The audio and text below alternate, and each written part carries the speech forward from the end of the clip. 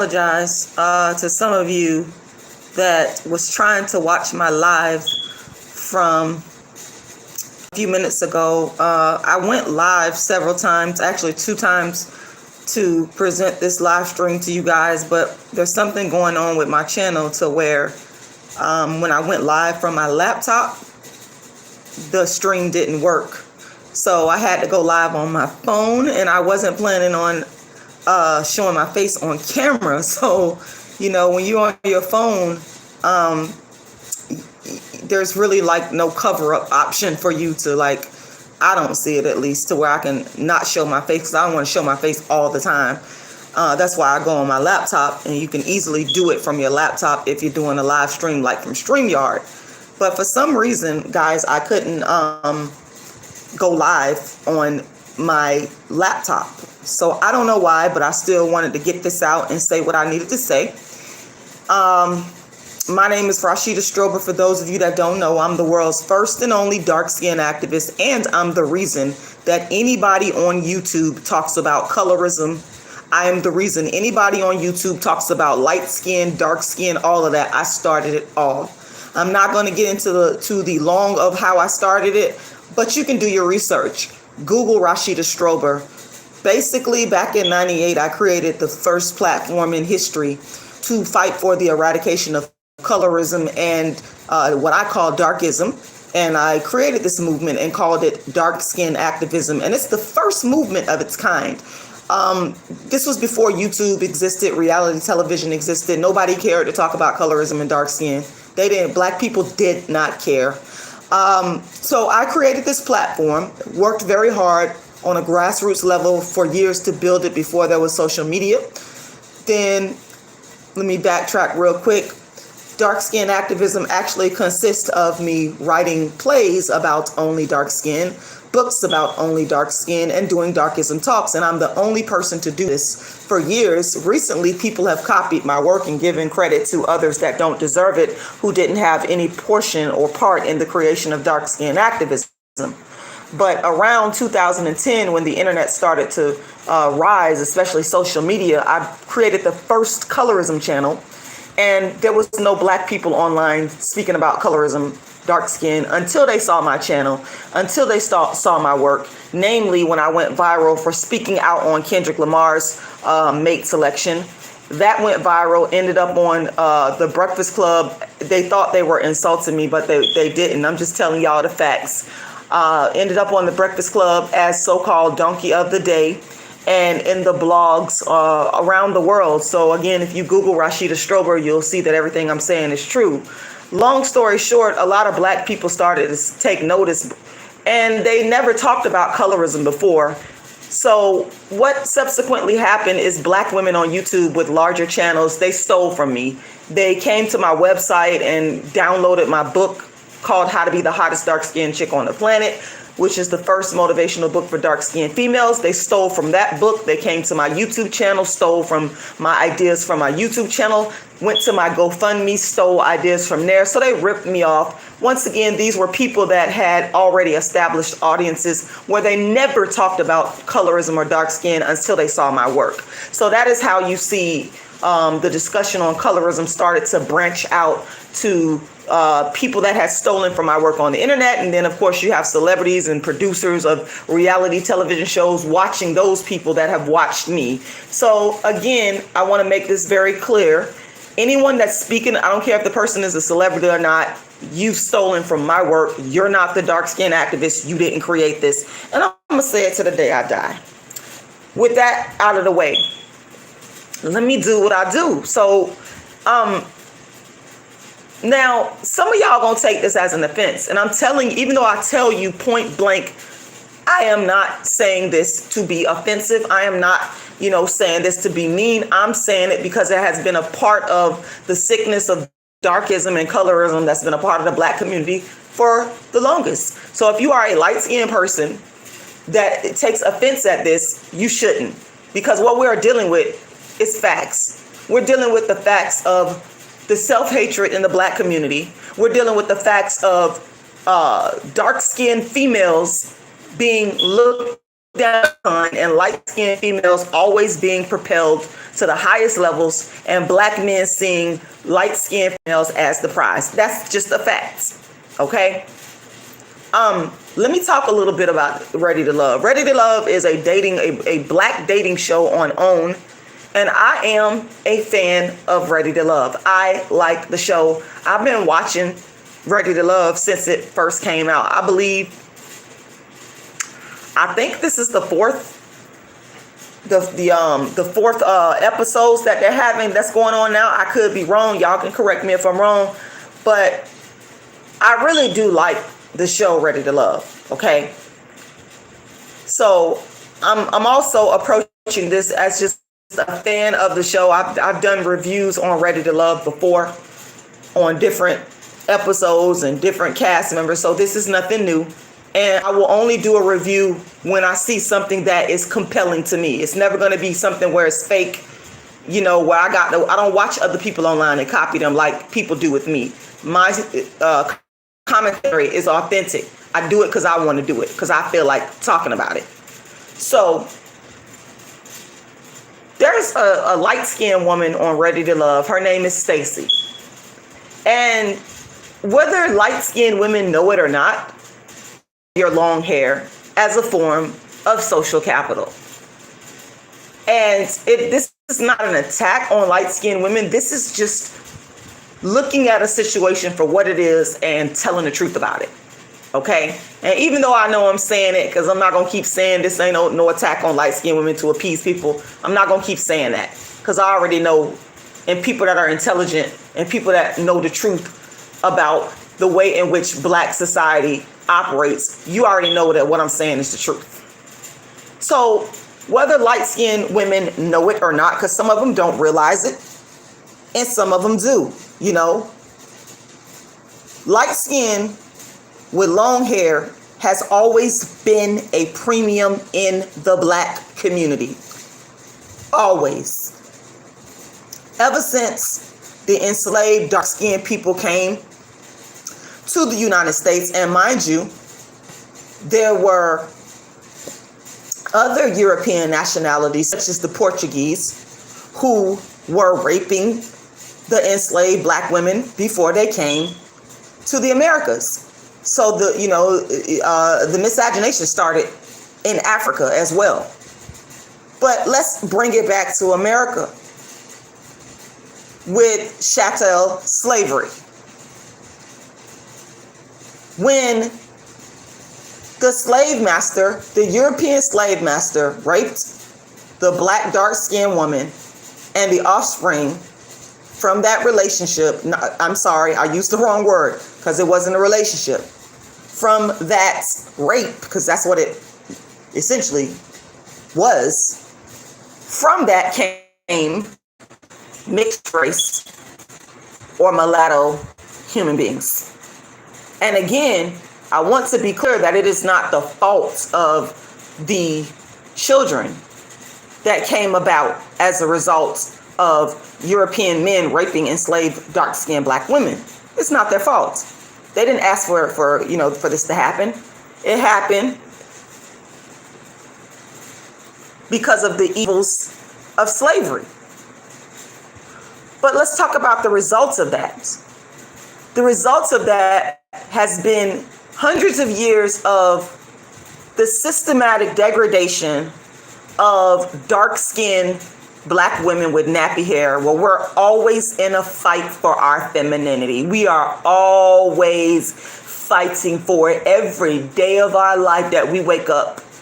Whether some of us dark-skinned women want to acknowledge it or not, because a lot of y'all been in denial, but y'all be the same ones that'll turn around and copy my work. Y'all will come on here and say, well, look at her views. I like what she's saying. Nobody's paying attention. Let me copy. I see right through you. But that's a whole nother video.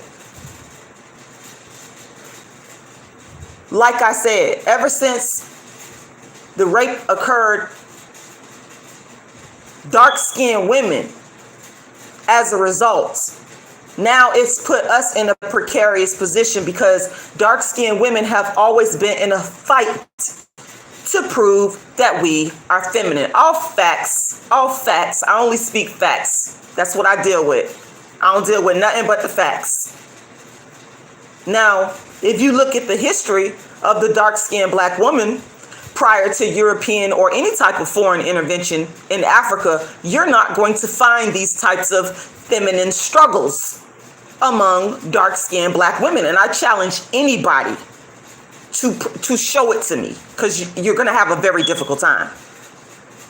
I challenge anybody to find the fight for femininity and beauty struggles up in Africa before foreign invaders came in. Find it. Show me the evidence. Show me the proof. Debate me. You're going to lose on that one. It wasn't until we came over here and were enslaved and traumatized in all the many ways that we were traumatized in. You know, my screen done went black, but that's okay, because I'm going to still get my message out. Shout out to everybody that's watching this morning. For those of you that's just tuning in, I want to let you know that my live stream on my laptop on StreamYard was not working. This is why I decided to go live on my phone, where I don't have live stream. It's just straight going live. So y'all gonna have to take me as I am. Y'all getting this content for free. Okay? Continuing right along. Dark-skinned women have had to pay, and we paid a heavy price with our very femininity being attacked. The very thing that makes us a woman has been relentlessly attacked. I mean, relentlessly, to this day, to the point where it has literally destroyed some of our lives. And so, you know, I say all of this to say that when I watched Ready to Love and I saw that the black men, because it's you know, Europeans started this off, make no mistake about it. They started off the rape, which created, you know, mulatto human beings that came about as a result of that, which again, it's not the light skin or the mulatto human beings' fault. I'm just telling you the facts of what happened. But what I will say is, I believe that in large part, our black men have continued it. Because what they've done is they have bought into, I believe that light skin is prettier. I believe that light skin and long hair is more deserving. I believe that if I get wealth and if I get successful, I should take my wealth and my success and give that all to a light skinned, mixed race, non-dark skinned, non-nappy haired woman, because she is beautiful, she is worthy. So our own men, no, y'all didn't necessarily start it, but y'all damn sure perpetuate it. And that is why the episode that Stacy, the light-skinned, long-haired woman, was eliminated on is an outlier. It really is among black men, because black men usually, no matter what a light-skinned woman does, no matter how a light-skinned woman acts, they usually allow her a pass because she is light-skinned with long hair. All facts. All facts. Y'all can get mad, be upset at the facts. That's on you. I'm only here to tell the truth. And this is why sometimes I don't like black men. This is why, I'm just being honest. I don't like some of you black men. I'm not saying all y'all are this way, but y'all have done a lot. Y'all have created a lot of conflict, a lot of hardship, and that's why I always talk to the black men. See, y'all think that this is about being jealous of a light-skinned woman. I like my dark skin. I like my nappy hair. No. I don't need to be, this ain't about the woman. This has nothing to do with the woman, actually. It's all about the man's choice and how strong he is to propagate and uphold the original. That's the issue. You know, I'm going to do another live, too, later on, if I can get this live on my laptop to work. I'm going to do another live about how white women are always expected to get married. But when it comes down to dark-skinned women, black women, particularly dark-skinned women, we always get the shit end of the stick from black men. This is why I'm angry at a lot of black men. They've never really done the dark-skinned woman right. Now, they might do right by the brown-skinned woman, the light-skinned black woman, but the darker-skinned black woman always gets the shit end of the stick, and they never treat us right. They don't marry us the way they're supposed to. They don't take care of us the way they're supposed to. They don't provide for us the way they use us. That's another thing. They're always looking, and I'm not saying all black men. I want to make myself clear. I am not referring to all black men. Again, there are some good black men out there, but I'm looking at the whole, and I'm looking at the disaster situation that the darker skinned woman especially finds herself in. But with all that being said, when I looked at this episode, and I was going to do this review when she was eliminated, that's why I'm saying this particular episode where Stacy, the light-skinned, long-haired woman, was eliminated, is an outlier among black men, because black men don't usually do that. They don't usually look at a flaw in a light-skinned woman and say, I don't want to date you because of that. They overlook it. But a dark-skinned woman, she got to be damn near perfect. So while I'm going to give y'all some kudos and some respect on, being fair this time, and I'm going to be honest, I feel like, in a sense, the black men still weren't being fair, even though I said this is an outlier situation. Skin, but she's damn sure not light skinned. They got rid of Tressa on the same show episode that they got rid of the light skinned, long haired Stacy. Why you couldn't just get rid of Stacy and keep Tressa? Now Tressa is heavy on the heavy side. Again, she is not like super dark skinned, but she's on the darker side, and she has an afro. She has more of an Afrocentric phenotype. So they took out their anger, because I'm starting to think, well, maybe they was just mad because they had to get rid of the light-skinned one with the long hair. So they took out their anger on Tressa. This is my own view of this. I give my own shit. I don't watch other people. No, I don't watch. I like to have my own authenticity. This is Rashida Strober, the dark-skinned activist view, and I would appreciate it if you do not copy and plagiarize me. I'm big on that. I am so tired of people on YouTube. All they do is watch other people's videos and do nothing but sit back and copy. You don't have your original brain to think for yourself. I don't give a fuck about how large your audience is. Stop copying the work of other YouTubers. I digress. I feel like they took out their anger on Tressa for, this light-skinned woman with the long hair that they obviously found attractive, for her not living up to what they wanted her to be. She became really good friends with the other light-skinned woman on there. Chrysanthemum is her name. They began calling themselves frickin' frat. And the black men, they like them. They know these light-skinned women. Listen,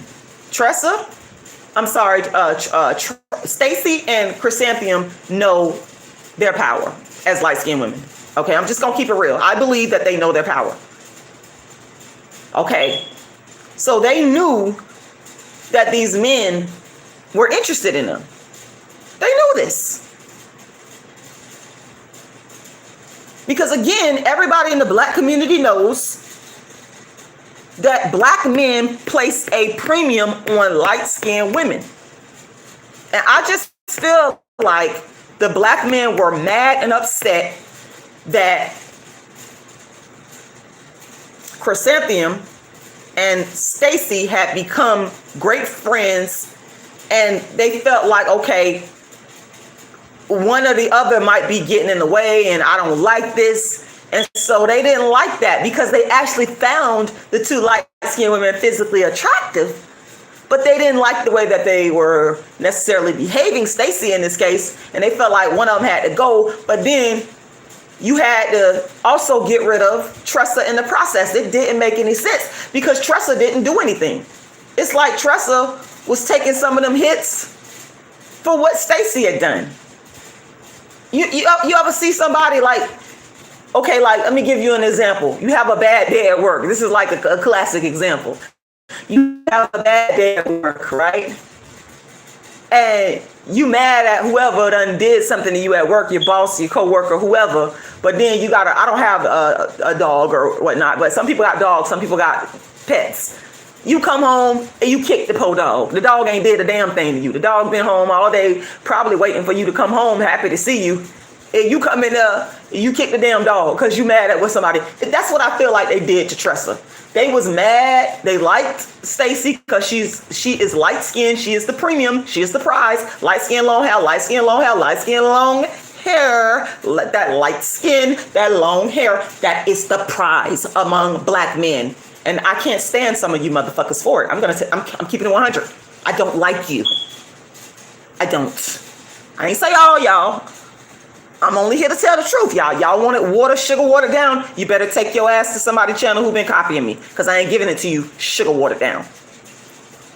And they basically used Tressa as the dog to kick her, and that woman hadn't did nothing. And she is the classical African phenotype. See, they don't like their classical phenotype. They hate it. She's the real deal, because over in Africa, the women are encouraged to have meat on their bones. See, we come over here in America, we're born and bred in America with this being slim stuff. That's not an African attribute. Get the fuck out of here. It's not. Y'all are just, some of y'all are so confused and screwed up in the head, and you bring it to relationships and you take it out on innocent black women. They took it. Tressa, go watch the episode. Tressa ain't do nothing. Tressa ain't do nothing. Tressa ain't do nothing to none of those men. That woman came across as ready to love. The show is called Ready to Love, motherfucker. She's ready to love. Clearly. Nice woman, nice vibe. There's nothing wrong with her. Nothing.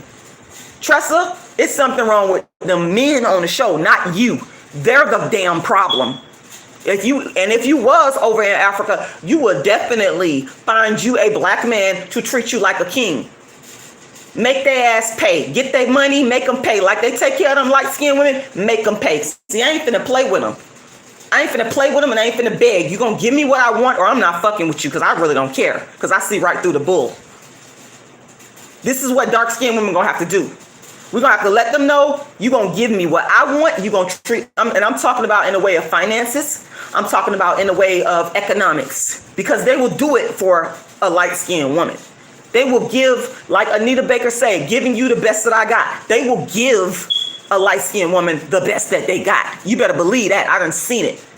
If you mad, if you offended, that's your problem. I don't know what to tell you. Again, I'm only here to tell the truth. And I just don't like the way that they got rid of Tressa. Tressa ain't had nothing to do with what they felt about Stacey and Chrysanthemum. If that was the case, then why they didn't get rid of Chrysanthemum? Even though I don't even think she did anything. I think it was more so Stacey. See, I'm fair.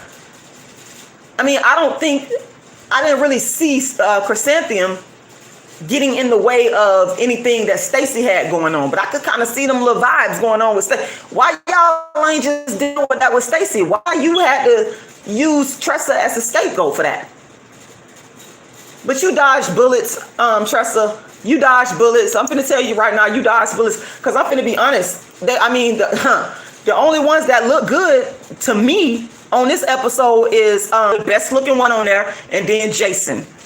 Yep, I said it. The other one, the radio announcer, he got this little, like, they just the shit, and they this and they that, and you don't even look that thing. How do you look? You're not top tier.